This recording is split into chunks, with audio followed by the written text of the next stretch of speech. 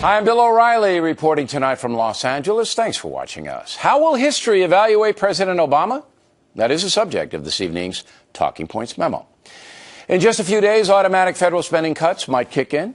That is known as the sequester, a word we don't like here at The Factor because it's a word few understand and it's largely meaningless. The issue is very, very simple. President Obama does not want to cut federal spending without another tax increase. Republicans say, no way. They're not going to continue to feed the federal spending colossus. Most Americans, Democrats, Republicans, and independents, understand that we can't just cut our way to prosperity. I want to disagree with those who say we have a spending problem. So it is almost a false argument to say we have a spending problem. We have a budget deficit problem that we have to address. I am not going to keep cutting the discretionary budget, which, by the way, is not out of control, despite what you hear on Fox News. Senator Landrieu and others are simply wrong. Federal spending is certainly out of control. The debt's approaching $17 trillion. Here's how bad it is. In 2003, the USA spent just above $2 trillion.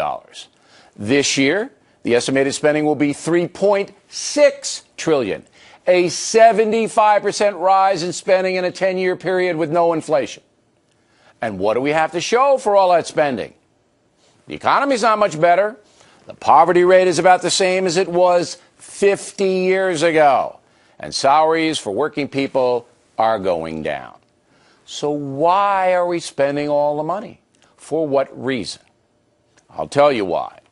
Take a look at this chart put out by the Pew Research Center. It says 48% of Americans want smaller government and fewer services. But among Hispanics, only 19% want smaller government and fewer services. A whopping 75% of Latinos surveyed approve of bigger government and more entitlements. That's why President Obama is spending the money, because he knows that a coalition of African Americans, Hispanic Americans, organized labor, and committed liberals will overwhelm the Republican Party. So in essence, the president is putting party politics above the good of the nation. History will record that. And a few years from now, when President Obama's administration is evaluated, historians will not care about his charisma, his co-opting of the press, or his demeanor in general. No, history will look at the facts. And the facts are that the USA is on the road to bankruptcy. And when that happens, if it does, President Obama will be blamed. Previous presidents like Van Buren, Harding, Coolidge, and Hoover all got hammered because of perceived bad economic policies.